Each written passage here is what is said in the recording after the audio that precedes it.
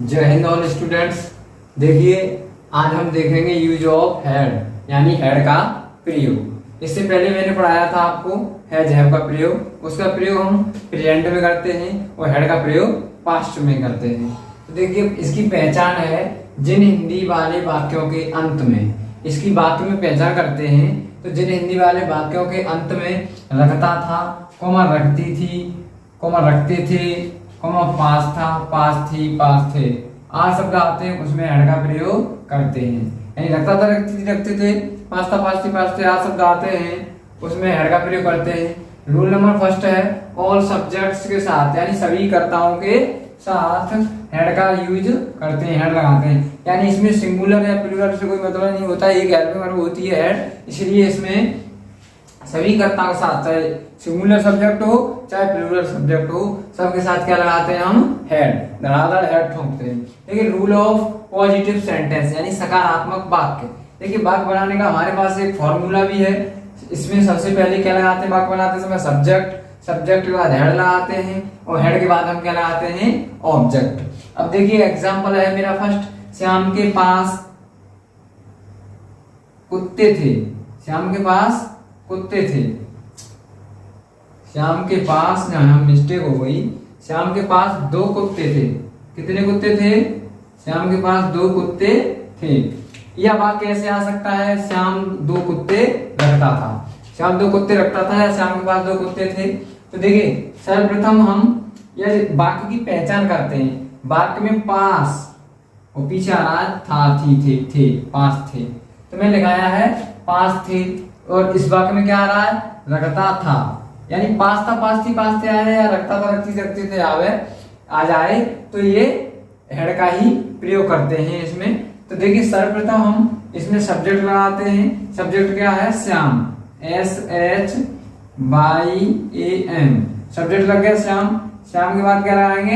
Head, head लगा दिया। Head के बाद कितने कुत्ते रखता? श्याम के पास 2 कुत्ते थे। कितने कुत्ते थे? 2, तो 2 dogs, DOGS, dogs, full stop. अब देखिए और दूसरा इसी यही वाक्य है, यही वाला, श्याम के पास 2 कुत्ते थे या श्याम 2 कुत्ते रखता था। बात एक ही है, बच्चे चक्कर में पड़ जाते हैं कि श्याम के पास 2 कुत्ते थे या श्याम 2 कुत्ते रखता था। बात एक ही, इसी प्रकार बनेगा ये भी सेंटेंस ऐसे ही। तो श्याम बनेगा, श्याम हैड 2 डॉग्स। बात एक ही है क्योंकि श्याम के पास 2 कुत्ते थे या श्याम 2 कुत्ते रखता था, एक ही बात है। राम के पास एक कलम थी। राम के पास एक कलम थी। सब सब्जेक्ट क्या है इसमें? राम। राम के बाद क्या लगाएंगे? Had, HAD, had. Ram had a pen, pen means कलम, फुल स्टॉप।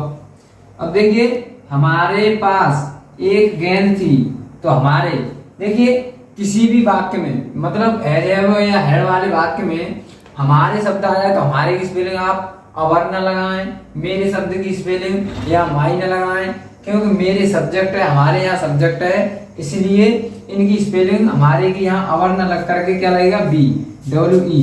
सब्जेक्ट क्या है इसमें? बी। सब्जेक्ट लग गया बी। बी के बाद क्या लगाएंगे? Had, be had a ball, BALL, एक गेंद है इसलिए बॉल। अब देखिए मेरे पास एक मोबाइल था। मेरे पास एक मोबाइल था, तो मेरे की स्पेलिंग क्या लगाएंगे? आई, न के माई, ठीक है। I had a mobile, MOBILE।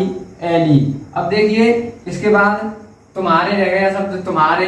तुम्हारे की स्पेलिंग यू न लगाएंगे, वहां यू ही लगाएंगे, और उसके की स्पेलिंग ही लगाएंगे, हिम या हिज नहीं लगाएंगे। इस प्रकार कोई भी शब्द आए उसमें सब्जेक्ट के अकॉर्डिंग नॉमिनेटिव केस ही लगेगा, ऑब्जेक्टिव केस नहीं लगेगा या पॉजेसिव केस नहीं लगेगा।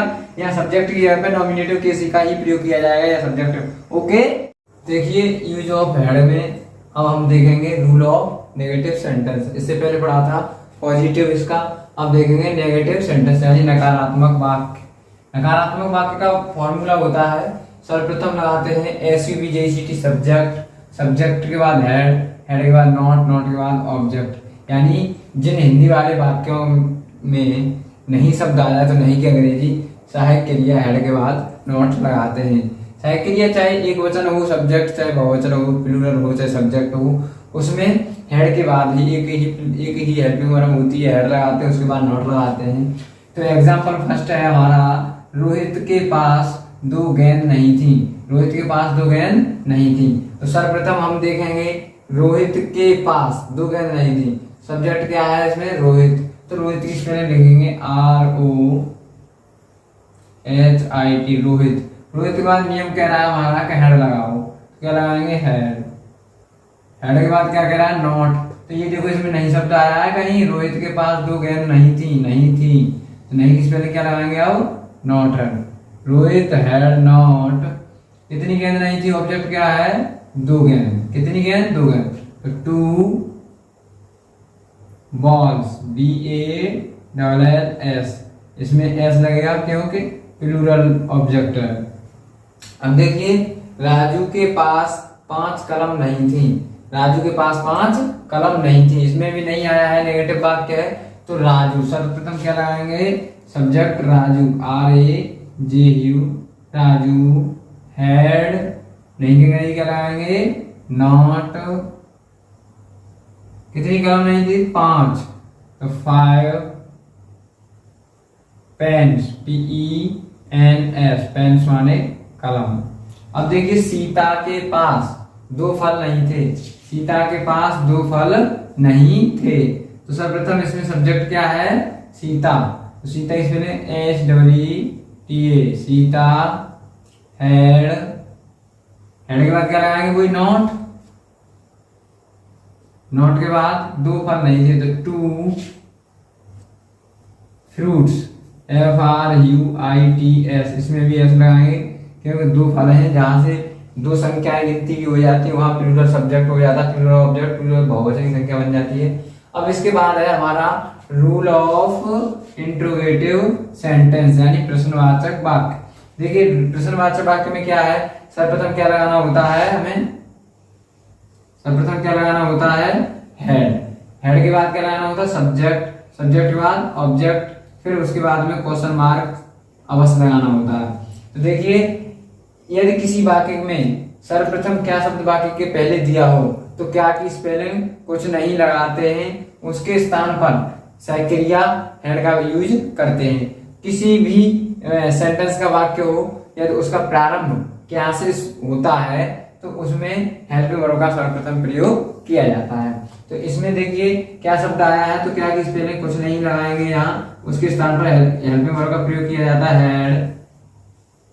हेड के बाद क्या है, सब्जेक्ट। सब्जेक्ट क्या है इसमें, क्या तुम्हारी बहन के पास बहुत सी पुस्तकें थीं, तो हेड योर सिस्टर, पूरा सब्जेक्ट है योर सिस्टर, तुम्हारी बहन, your sister, SISTER, your sister. Head your sister बहुत सी, तो मैनी, मैनी बुक्स। और इसमें क्या लगाएंगे, क्वेश्चन मार्क अवश्य लगाएंगे, क्वेश्चन मार्क नहीं लगाएंगे तो बाकी गलत हो जाएगा। ओके। अब देखिए दूसरा वाक्य, क्या चोर के पास सोने की जंजीर नहीं थी, क्या चोर के पास सोने की जंजीर नहीं थी, तो क्या की स्पेलिंग तो लगाएंगे नहीं, इसके स्थान पर सहायक क्रिया किसका प्रयोग करेंगे, हेड का। तो हेड, हेड के बाद क्या लगाएंगे, सब्जेक्ट क्या है, चोर, हेड द थीफ, THIEF। वैसे ये डायरेक्ट समझ में नहीं आ रहा तो हमारा नियम कह रहा है हेड लगाइए, हेड के बाद सब्जेक्ट लगाइए। सब्जेक्ट क्या है, चोर के पास, तो ऑब्जेक्ट क्या है, सोने की जंजीर, चोर के पास सोने की जंजीर नहीं थी। अब देखिए इसमें क्या आ गया, इसमें शब्द दिया है नहीं थी, तो इसमें फर्स्ट इंट्रोगेटिव का नेगेटिव आ गया। जब इस प्रकार के वाक्य में नहीं शब्द भी आ जाए तो नहीं की अंग्रेजी head, head plus subject, subject के बाद क्या लगा देते हैं यहीं पे नॉट, और नॉट के बाद क्या लगाते हैं, ऑब्जेक्ट। द थीफ चोर है, इसके बाद में नहीं की अंग्रेजी यहाँ लगा देंगे नॉट। नॉट के बाद क्या है, ऑब्जेक्ट, ऑब्जेक्ट क्या है, सोने की जंजीर, ए गोल्ड, GOLD चैन, गोल्ड चैन, यानी सोने की जंजीर या सोने की चैन। क्वेश्चन मार्क से अवश्य लगाएंगे। यदि किसी भी स्टूडेंट्स के ये वाक्य समझ में ना आए तो कमेंट करके अवश्य बताएं और वीडियो को लाइक करें, शेयर करें।